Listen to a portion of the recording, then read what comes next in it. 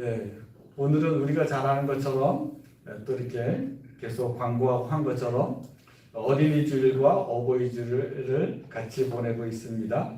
그러므로 말미암아 또 우리 어린이 성도님들은 이렇게 같이 연합 예배를 드리게 되었습니다. 비록 오늘은 이렇게 명절이라서 한편으로는 연휴라서 어른들도 많이 몇 분이 또 이렇게 출타 중이시고 또 우리 어른들에 따라서 또 출타를 따라서 우리 어린이들도 몇 명이 이렇게 또 같이 예배에 참석하지 못했는데 또 우리 어린이들 같이 예배에 참석해서 참으로 고맙고 감사합니다. 어린이날이 사실은 제일 기뻐해야 되죠. 예. 제가 이제 여러분들은 기억하실 거예요. 여러분들의 어린이 시절 때, 초등학교 시절 때, 그때는 초등학교가 아니죠. 국민학교 시대 때, 그때 어린이날을 기억하십니까? 예, 저는 기억이 나요. 예, 지금은 굉장히 유명해져서 아야진이라는 동네가 다 알죠, 그죠? 그리고 속초라는 곳은 워낙 유명하니까 아시죠? 아야진에서부터 속초까지 걸어가면 당신은 얼마나 걸릴까요? 2시간, 3시간 걸려요, 애들 걸음으로. 그런데 어린이날은 너무 기쁜 날이에요, 그때. 어머니한테, 아버지한테 용돈을 받아요. 그런데 그 용돈을 버스를 타고 가지 않아요. 그 돈 아끼는 거죠. 뭐 하러요? 영화 보러. 네, 그래서 영화 보러 그렇게 4시간, 5시간이 걸려서 그 용돈을 가지고 영화 보러 갔던 그런 기억들이 납니다. 매우 즐거웠던 것 같아요. 또 한편으로는 그날은 무슨 일을 해도 야, 어린이날이잖아, 용서하자 이런 분위기였죠. 어떤 면에서 보면 그날은 욕을 먹지 않는 날이기도 했습니다. 예. 어버이날은 그 전에 어버이날은 어땠습니까, 여러분들? 어머니날이죠. 예, 어머니 날이 먼저 있었죠, 그죠? 예, 그리고 나중에 1973년도에 어버이날이 됐죠. 예, 1956년도에 어머니 날로 했다가 1973년도에 어버이날이 됐는데 그때 여러분들 어버이날에는 여러분들이 어떻게 했습니까? 예, 참 정성껏 또 이렇게 카네이션을 준비해서 이렇게 꽂아드리고 또 한편으로는 또 용돈도 드리고 그런 감격스럽고 또 어떨 때는 눈물도 글썽거리면서 그러면서 또 한편으로는 그 어버이들은 야 이제 보람이 된다. 그동안 그렇게 고생했는데 그런 날이었던 것 같습니다. 그래서 한편으로는 지금 법적으로 생각할 때 5월은 가정의 달이잖아요. 그러면서 그 안에 이렇게 어린이날도 있고 어버이날도 있잖아요. 그러므로 말미암아 지금 생각할 때는 이 가정의 달, 어린이날, 어버이날은 참 우리에게 가정으로서 소중한 날이다. 이런 것들이 좀 부각이 되는 것 같아요. 그런데 실제 역사적으로 보게 되면 실제는 그렇지 않습니다. 그 날이 다 함께 생긴 게 아니고 그 일제 치하 때 1923년도에 여러분들은 혹시 어린이들은 제가 이름을 대면 알까요? 소파 방정환 선생님을 아십니까? 알고 있군요. 우리 아이들을 대단한 수준입니다. 어린이날을 제정한 분이죠. 그 일제시대 때 어린이날이었으니 그때 당시 어린이들이 어떤 취급을 받는 거죠? 정말 어린이라는 말 자체가 없었던 거죠. 어른이라는 말은 있었지만 어린이라는 말이 없어서 그때 만든 거죠.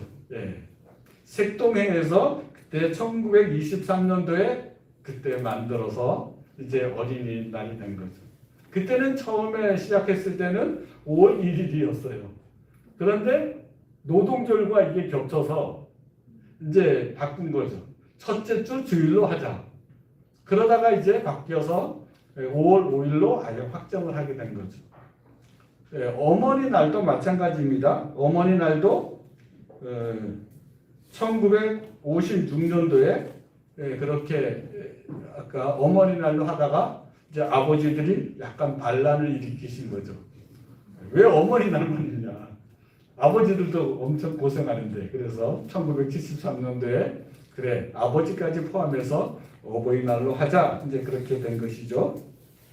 그런데 한번 생각해 보면 이렇게 역사적인 것들을 생각하면 무엇이 떠오를까요? 가정의 소중함을 드러낸 것이 아니라 어린이들이 가정에서도 정말 소외되고 고생을 많이 하고 매일 욕을 먹고 그때는 이제 농사라든가 또 이렇게 업에 종사한다 그러면 아이들도 10살 이하의 아이들도 농토에서 같이 일을 했어요. 공부하는 게 어디 있어요? 어촌에 살게 되면 같이 일을 하고 같이 낚시를 이제 손질하는 일들을 어릴 때부터 10살 이전부터도 계속 같이 한 것이죠. 다시 말하면 어린이들이 정말 힘들었죠. 그러므로 말미암아 어린이들을 생각하는 날이 단 하루. 그날만큼은 좀 용돈도 주고 고생도 좀 덜 시키고 그리고 욕도 좀 하지 말고 그런 날이 어린이날이었습니다. 그래서 그날만큼은 정말 어린이들이 기뻤죠. 그 다음에 우리가 방금 말씀드린 것처럼 어머니 날도 한번 생각해 보십시오. 그 당시에 어머니들은 어땠습니까? 빨래를 하려고 하면 세탁기에 돌립니까? 아니잖아요. 어디로 가야죠? 그 빨래를 입고 냇가에 가서 빨래를 하는 거죠. 겨울에도 빨래를 해야 되잖아요. 얼음을 깨고 하는 거죠. 그리고 빨래를 하러 갈 때와 빨래를 하고 올 때 어떻습니까? 더 무겁죠. 물에 젖어서. 그러면 밥을 하려고 생각해 보십시오. 밥은 누가 합니까? 남편이 합니까? 아니면 밥솥이 합니까? 그게 아니잖아요. 누가 했죠? 여기에 지금 카네이션을 다른 우리 어머니들이 그때 했잖아요. 우물에서 물을 길러다가 물동이에서 기르다가 또 겨울에서 물동이 하면 그 물동에서 물이 뚝뚝 떨어지잖아요. 그 찬물들이 머리를 타고 어깨를 타고 얼마나 고생했습니까? 그런 고생들을 생각해서 어머니 날을 제정했던 거죠. 그렇죠. 그렇게 생각해 보면 실제로는 이런 기념일들이 정말 고생한 사람을 좀 배려한 그런 날이었구나 이렇게 생각이 되는 것이죠. 그러므로 말미암아 어린이날이라든가 어버이날 하게 되면 예전에는 그들의 그 노고와 고생을 생각하는 날이었어요. 노동절도 마찬가지죠. 그 노동자들이 정말 고생하고 그 손에서 그 기름때가 늘 있고 아무리 씻어도 옷은 빨아도 여전히 누추하고 그래서 그 사람들은 흰 옷을 한 번도 입지 못하고 얼룩얼룩한 옷들을 그런 일들을 입었던 거잖아요. 그런 것을 생각해서 노동절이 생긴 것이죠. 그러므로 말미암아 역사를 생각해 보면 이 어린이날이라든가 어버이날은 가족의 화목 이런 것을 생각하기보다는 그때 당시에 가정에서도 많은 불평등이 존재했구나. 사회에서도 많은 불평등이 존재했구나. 그런데 그날만큼은 좀 그 불평등을 해소하려는 시도가 바로 이 어린이날 제정이구나. 그리고 공휴일이구나. 이렇게 생각하게 되죠. 지금은 이제 많이 좋아졌잖아요. 사회에서. 가정에서나 또 직장에서나 이런 일들이 불평등이 많이 해소됐죠. 그러니까 무엇이 좀 약화되고 있죠? 어린이날도 크게 기쁘진 않죠. 어버이날도 크게 기대하거나 그렇지 않죠. 평상시에 다 평등 그리고 서로 사랑 이런 것들이 잘 구조화되어 있는 이제 사회를 만들어낸 거죠. 우리 어르신들이 그 많은 수고를 통해서 대한민국에 그리고 민주화 운동을 통해서 이제 지금까지 이런 좋은 구조를 가지게 되었습니다.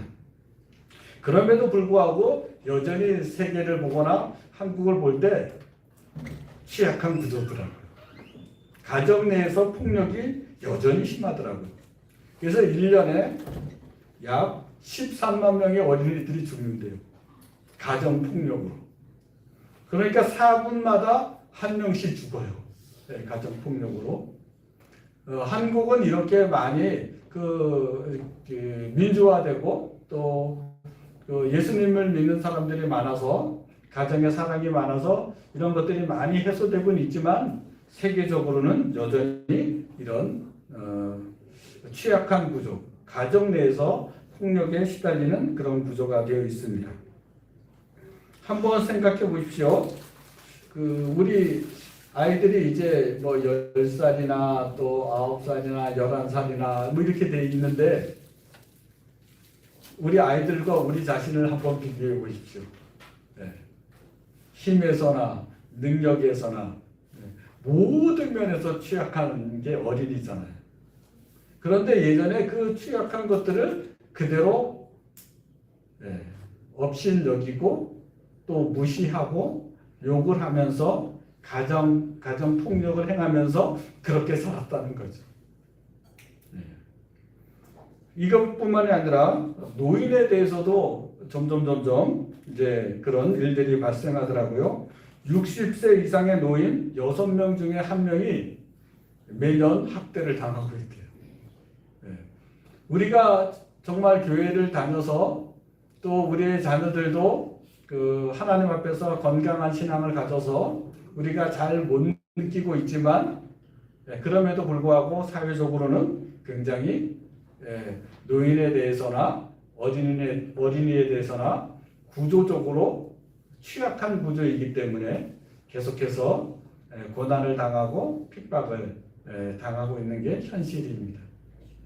여러분들은 이제 그것들을 벗어난 하나님의 은혜와 하나님의 나라의 그 은혜를 누리기 때문에 잘 인식하지는 못하고 있지만 그래서 우리 아이들은 그런 하나님 나라와 같은 가정에서 살기 때문에 자식이지만 부모한테 소리 지르기도 하고 누가 갑인지 누가 을인지 모를 정도로 그렇게 된 정말 좋은 그런 가정에서 살지만 이 세상은 여전히 악한 구조 속에서 죽임을 당하는 그런 구조도 있습니다. 그런 것들을 염두에 두고 오늘 성경 구절 9절부터 12절까지의 말씀을 보도록 하겠습니다. 9절과 10절을 보겠습니다. 땅에 있는 자를 아버지라 하지 말라. 너희의 아버지는 한 분이시니 곧 하늘에 계신 이시니라. 또한 지도자라 칭함을 받지 말라. 너희의 지도자는 한 분이시니 곧 그리스도시니라.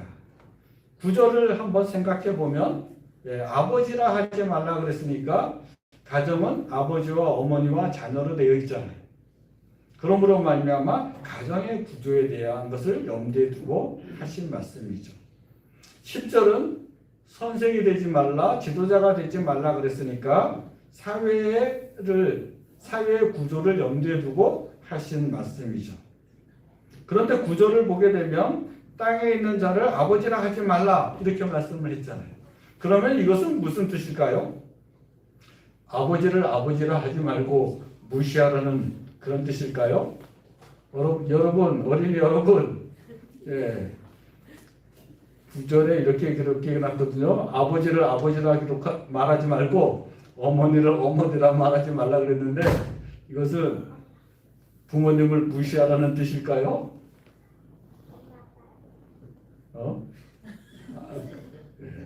그렇죠. 우리가 저 과정을 다 겪어왔습니다. 사람이 그렇게 온전한 사람이 되고 이렇게 장년까지 되기에는 부모의 헌신적인 노력이 필요하죠. 아무것도 모르고 10년이 지나도 아무런 능력을 갖출 수 없는 그 사람을 적어도 20년 또는 30년을 길러야 좀 사람 구실을 하는 이제 그런 사람이 되지 않습니까? 아무튼 우리가 그렇게 이해하는 사람은 아무도 없을 것입니다. 아버지를 아버지로 부르지 말라. 어머니를 어머니로 부르지 말라. 예. 진정한 아버지는 하나님 한 분이시다. 이 말이 아버지와 어머니를 공경하지 말라 그런 뜻은 아닐 것입니다. 다른 말로 얘기하면 이것은 가정에는 위계 질서가 없다. 이것을 선포하는 것이죠. 지금의 우리가 알고 있는 유교라든가 또 우리가 알고 있는 그 지식들은 그리고 그 취약 구조는 아버지는 가장이라고 아예 부르죠. 집에서 대장인 거죠. 그런데 오늘 성경은 뭐라고 얘기하냐면 아버지를 가장으로 하지 말라. 그리고 그 밑에 사람들을 그냥 그의 부하처럼 여기지 말라 이거죠. 다시 말하면 아버지를 아버지로 하지 말라는 것, 어머니를 어머니로 하지 말라는 것은 세상처럼 위계 질서로 여기지 말라는 거예요. 위계 질서의 구조를 가지지 말라는 것입니다. 10절도 그렇죠. 10절도 이렇게 나오게 되면 지도자를 지도자라 칭함을 받지 말라. 그건 또 무슨 뜻입니까? 사회에서도 똑같다는 거예요. 사회에는 다 그런 구조잖아요. 사장이 있고 직원이 있잖아요. 사장, 부장, 뭐 다 이사 다 있잖아요. 그래도 그런 모든 구조도 사장을 사장이라 부르지 말라. 사장을 사장이라고 칭함을 받지 말라. 이것은 뭐죠? 사회 구조는 다 위계 질서 구조인데 그것도 나 하나님은 위계 질서 구조로 만들지 않았다. 그것을 선포하는 거죠. 그러므로 말미암아 위계 질서로 생각하지 말라. 그런데 이제 그 권력자들은 그리고 상위층에 있는 사람들은 상위 계급에 있는 사람들은 그렇게 하고 싶지 않은 거죠. 지도자라 불림을 받고 싶은 거죠. 아버지라 여김을 받고 싶은 거죠. 그런데 성경은 그렇게 하지 말라 그렇게 얘기하는 거죠. 그렇다면 우리 예수님 믿는 사람은 이렇게 사회 안에서나 또 가정 안에서나 그런 위계 질서가 있는데 이 위계 질서를 만들지 말라고 성경이 말을 하고 있으니까 어떻게 하면 위계 질서가 없는 그것들을 만들 수 있을까요? 11절입니다. 다 같이 읽겠습니다. 시작.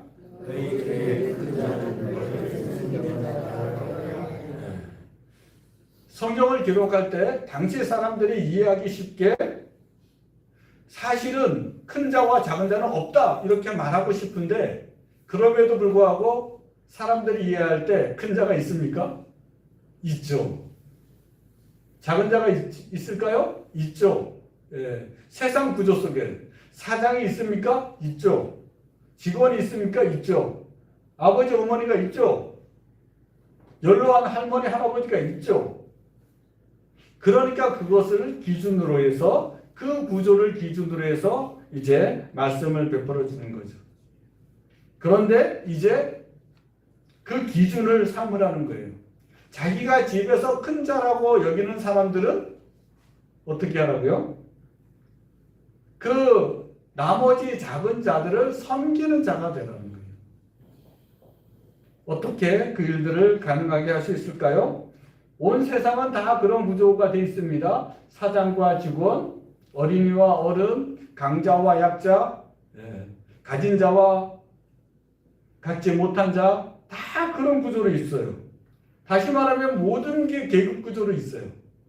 그런데 그런 상태에서 그 계급 구조를 가지지 말라라고 말하는 거죠. 그러면 그것은 어떻게 실현되어야 될까요? 계급이 높은 사람이 계급이 낮은 사람을 섬기는 구조로 그런 구조로 살아야 된다고 말씀을 하는 거죠. 그렇다면 그것을 위해서 그 태어난 조직이 어떤 조직입니까?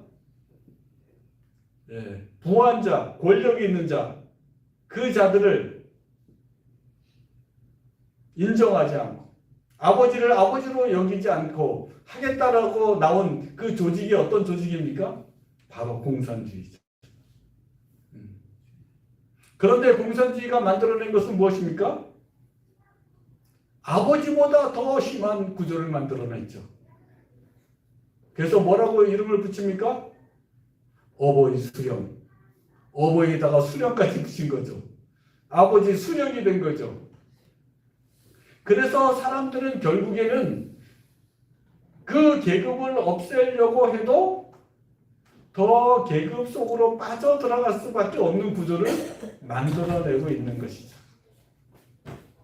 그게 참으로 안타까운 거죠.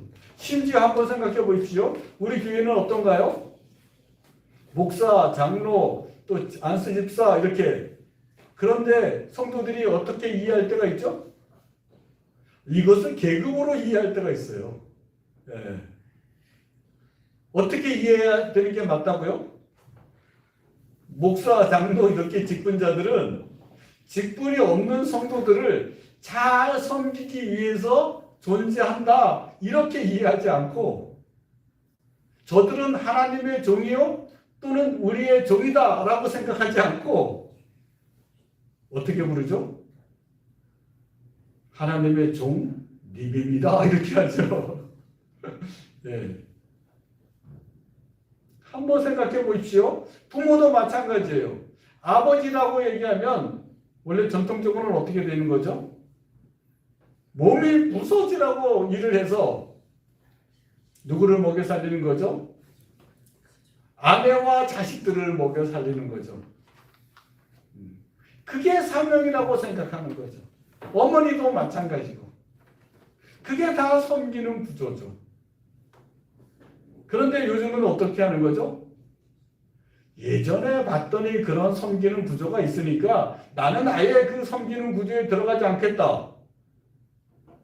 뭐 하겠다는 거죠? 결혼을 안 하겠다는 거죠.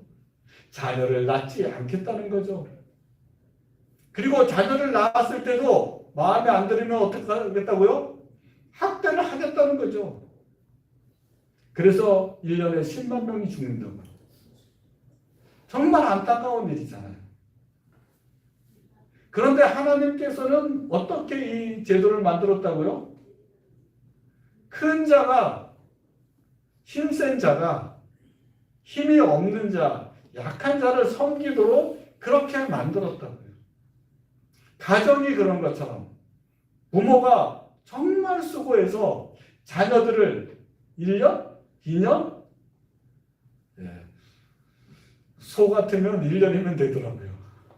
1년이면 그 새끼 소가 어미소하고 똑같이 되더라고요. 그런데 우리 자녀들은 10년? 10년도 안 되잖아요. 20년? 20년도 안 되잖아요. 20년째가 되면 어떻게 되죠? 대학을 들어가야 되죠. 돈을 더 쓰죠. 그리고 대학원까지 가야 되잖아요. 어떤 사람은 또 캥거루가 돼갖고 계속 돌봐야 되잖아요.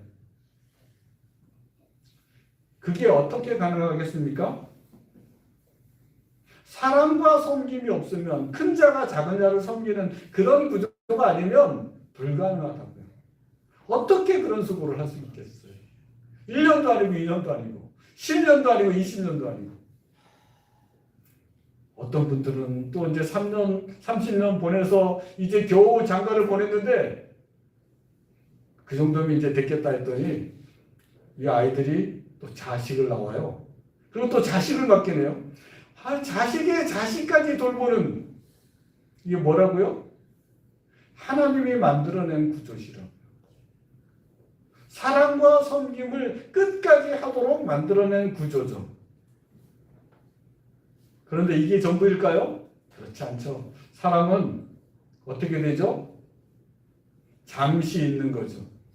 하나님은 영원하신 분이고 또 영원히 변치 않는 나라에 계신데 이 잠시 기간, 태양이 있는 기간, 그리고 달이 있는 기간, 처음이 있고 끝이 있는 기간, 태어나서부터 시작해서 우리 장 집사님 지금 2세 이렇게 사시는데 아무튼 끝날 때가 있잖아요. 시간 속에 있잖아요. 근데 이 시간을 벗어나게 되면 어떤 세계가 오죠? 영원한 세계가 오죠. 그것을 우리는 천국이라고 얘기하죠. 그런데 그 천국은 어떻게 결정이 되나요? 태어나서 죽기 전까지 우리 주 예수 그리스도를 영접해서 그리스도가 말씀하신 것처럼 강한 자가 약한 자를 섬겨야 된다. 누구처럼? 아버지나 어머니가 자식에게 몇십 년을 수고하는 것처럼 이 세상의 구조도 사장이 직원들과 그에 속한 모든 가정을 먹여 살려야 되는 책임을 가진 것처럼 그렇게 사는 사람만 내가 천국에 보내주겠다 하는 게 우리의 결론이죠. 그런데 한번 생각해 보십시오. 그게 쉽게 가능합니까? 안 돼요. 돈 없는 사람들이 모여서 돈 있는 사람들 걸 다 뺏어서 다 나눠준다고 해도 공산주의 체제를 만든다고 해도 그것은 불가능해요. 왜냐하면 그들이 더 심한 계급주의를 만들기 때문에 그래요. 그렇게 해서는 답이 없죠. 그런데 예수님께서는 답을 주신 거죠. 어떻게 답을 주신 거죠? 자기의 몸과 뜻과 생명을 다해서 사람을 사랑한 거죠. 그리고 자기의 생명을 내어준 거죠. 우리들을 위해서. 그러면 어떤 일이 발생하는 거죠? 여러분들이 예수님을 사랑하게 되잖아요. 여러분들이 예수님을 존경하게 되잖아요. 그런데 예전에 부모님들은 다 어떻게 했어요?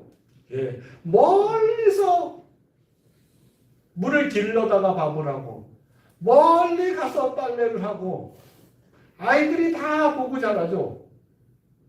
뭐 한다고요? 우리 어머니 정말 수고 많으셔.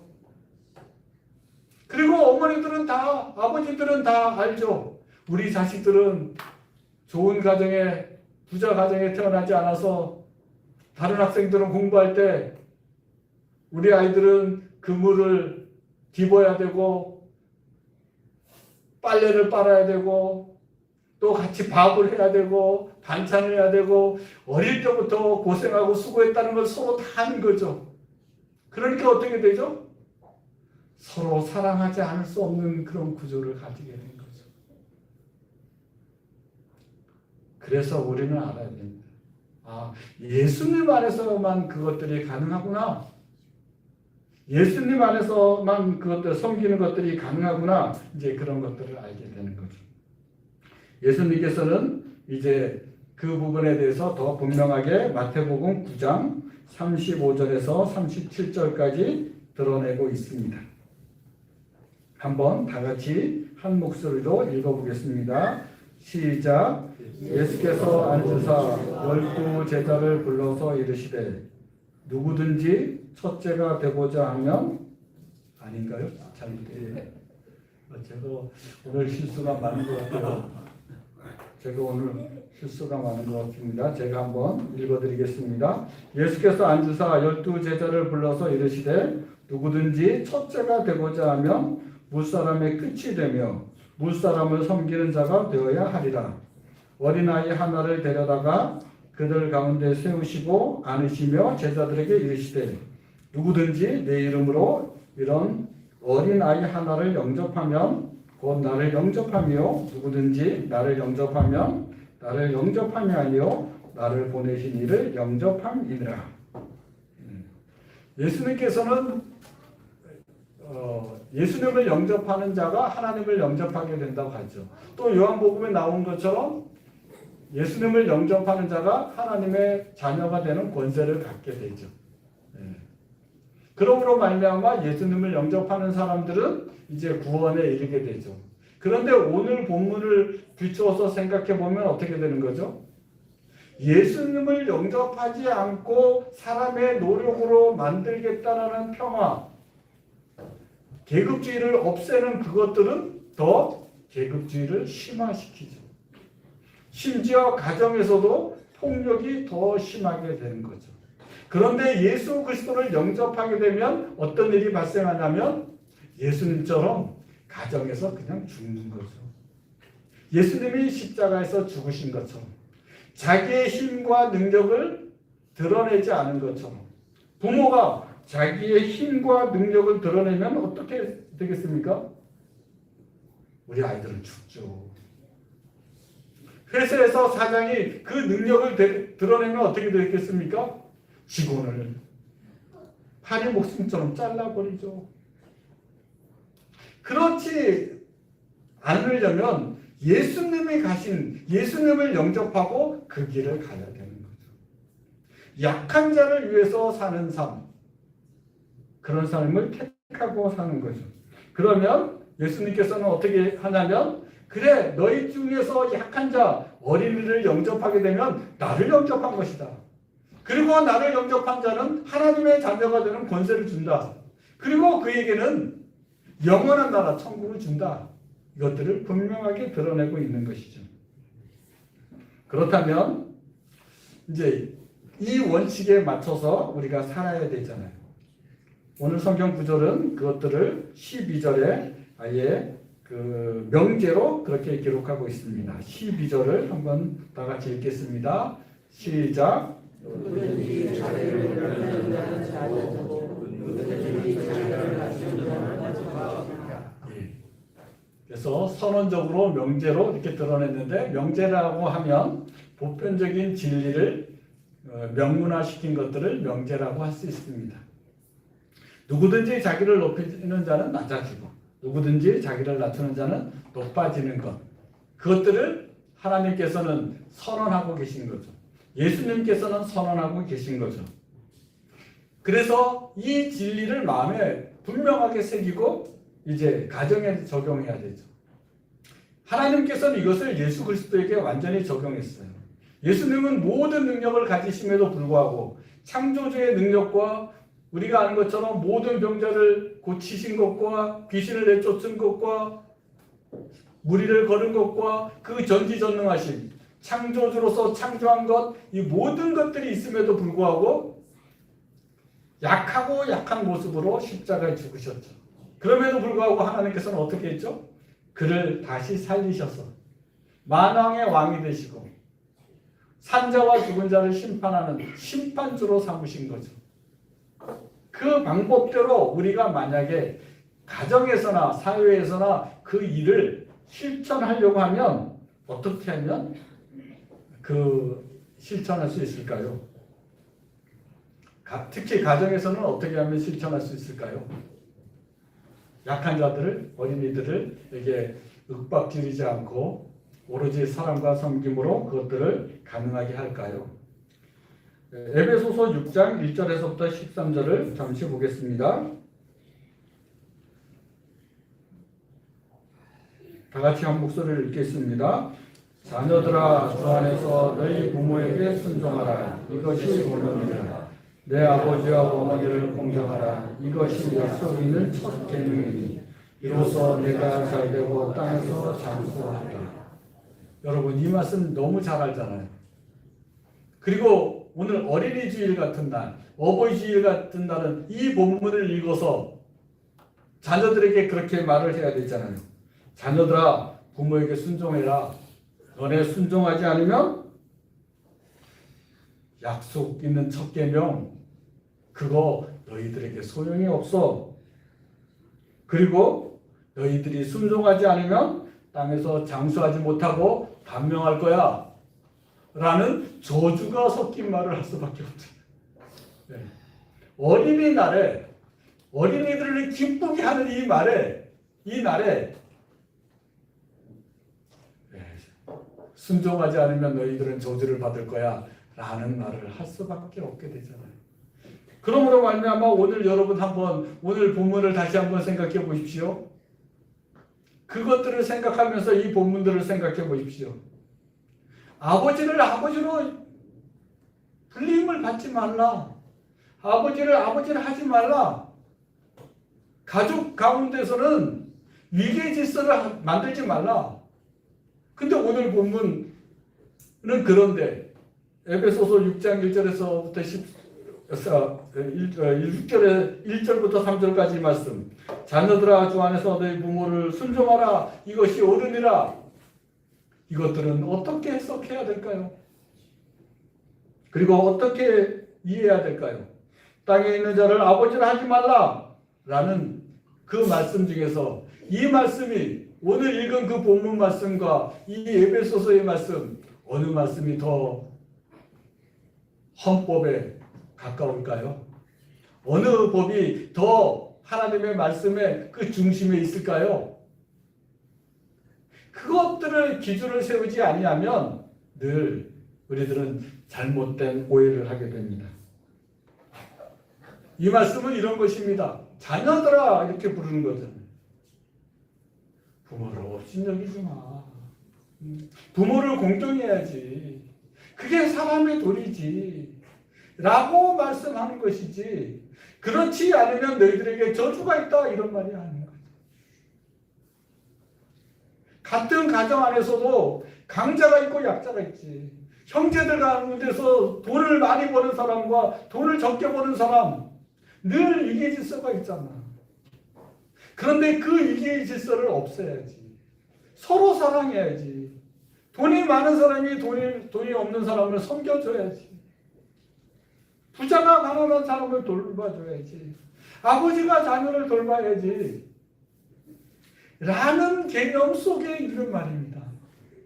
그러므로 이 말은 에베소서 6장 1절에서부터 3절 말은 누가 절대 해서는 안 되는 말일까요?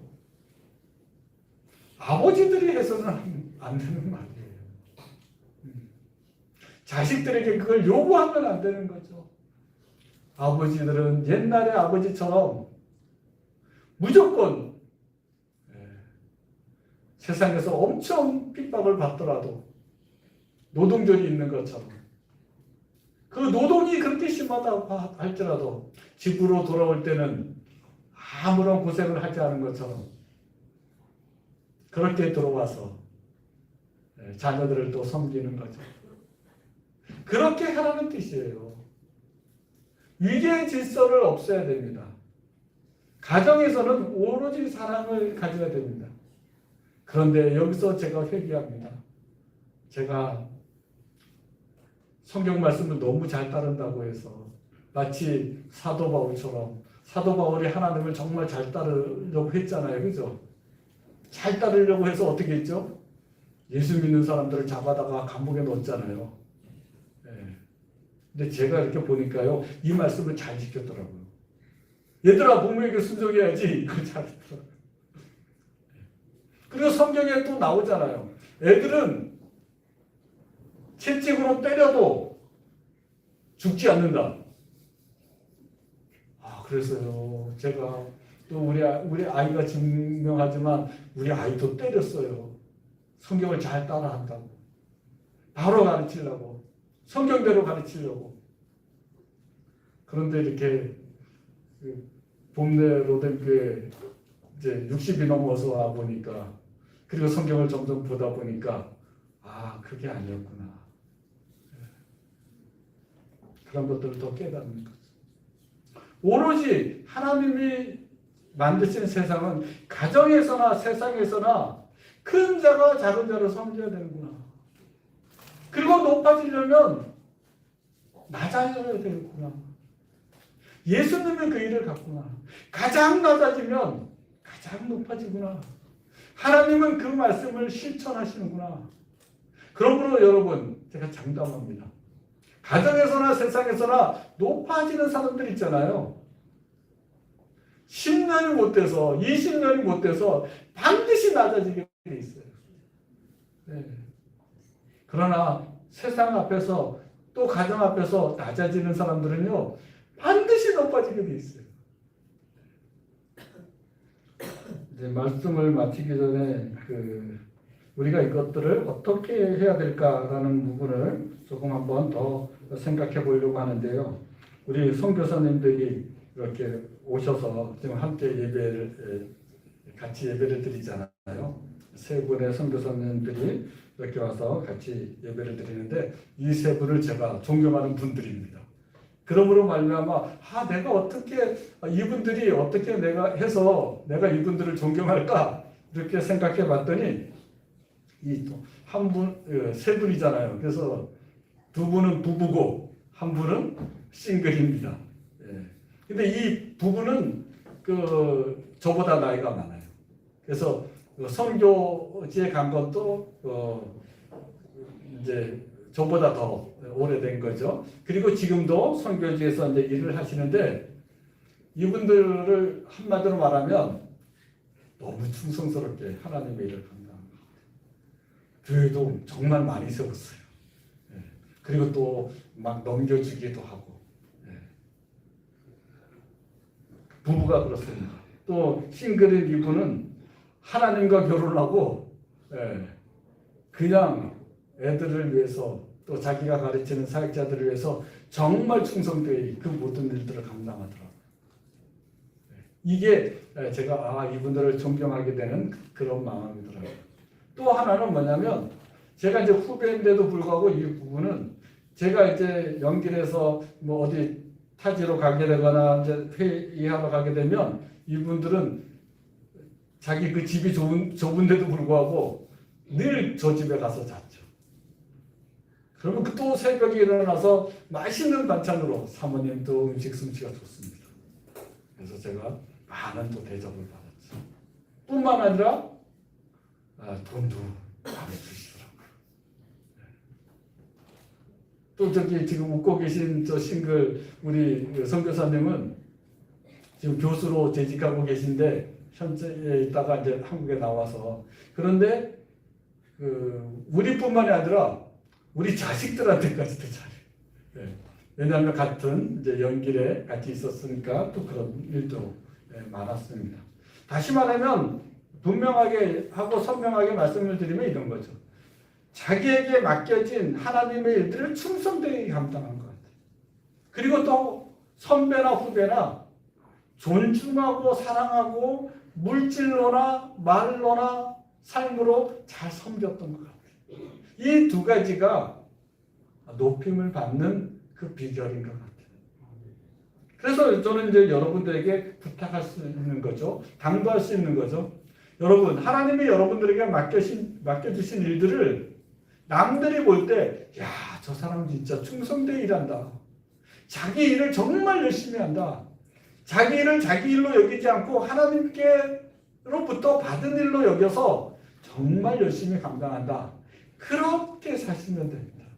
또 하나는 옆에 있는 동료들에게 그가 선배이든지 후배이든지 정말 잘 섬기는구나. 이 두 가지를 하게 되면 존경을 받게 되더라고요. 높임을 받게 되더라고요. 그래서 저는 이제 여러분들에게 당부를 하는 거죠. 하나님을 높이는 일, 하나님께서 맡기신 일을 잘 감당하고 또 여러분들이 속한 가정에서나 또 직장에서나 사업터에서나 그 사람들을 잘 섬기는 거죠. 특히 약한 자들을 잘 섬기는 거죠.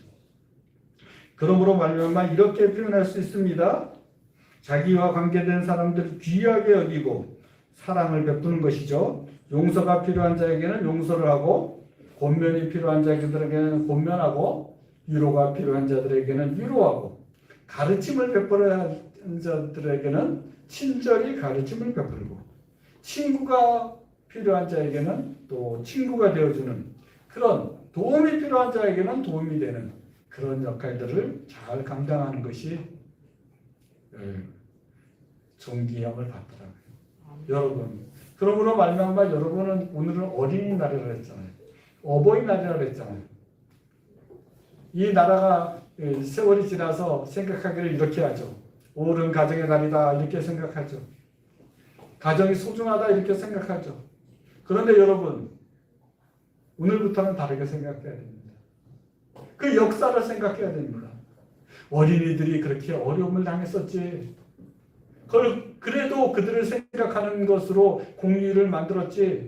어머니들이 그렇게 어려움을 당했지. 그래서 어머니 나라를 만들었지. 아버지들도 그렇게 산업전선에서 수고했지. 그래서 아버지를 포함한 어버이날이 되었지. 그러면 우리 주위에 그 어려움을 겪는 사람이 누굴까? 생각하는 거죠. 나의 도움이 필요한 사람이 누굴까? 하나님께서는 나에게 누구를 도우라고 할까? 가난한 자나 약한 자, 힘이 없는 자, 어린이들, 또 어리석은 자, 그들을 하나님께서 다 도우라고 하시는 게 아닌가. 그러므로 여러분들은 어린이날이나 어버이날을 맞이하면 연로하신 어머니를 생각하고 연로하신 부모님을 생각하고 약한 어린이를 생각해서 이게 약자를 보호하라고 하나님께서 정하시고 나라에서 정한 거구나 생각하셔야죠.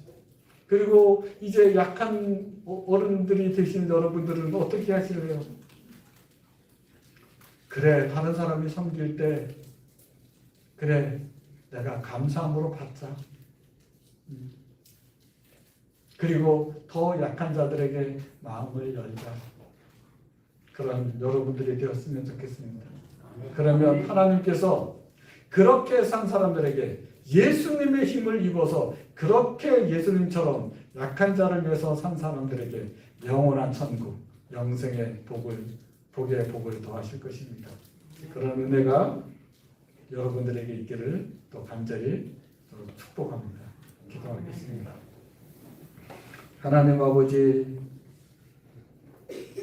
이것은 어린이날과 어버이날은 그냥 뭉뚱거려서 그냥 서로 소중한 것 그렇게 생각한 것도 좋지만 참으로 연약한 어린이와 또 약해져가는 부모님들을 생각하고 하나님의 진리를 따라 우리 주 예수 그리스도의 가르침을 따라 이제 있는 힘과 능력과 지혜로 그들을 어떻게 섬길 것인가, 약한 곳을 돌아보는 그런 날이, 그런 마음에 새기는 그런 날이 될 수 있도록 우리에게 은혜를 더하여 주옵소서. 우리가 예수 그리스도를 따라서 그렇게 약한 것들을 사랑하며 사는 우리가 그런 결심을 하는 날이 되게 하옵소서. 감사합니다. 그런 일들이 우리 교회에 이루어지게 하옵소서. 감사하고 이 모든 말씀 우리 주 예수 그리스도의 이름으로 기도합니다.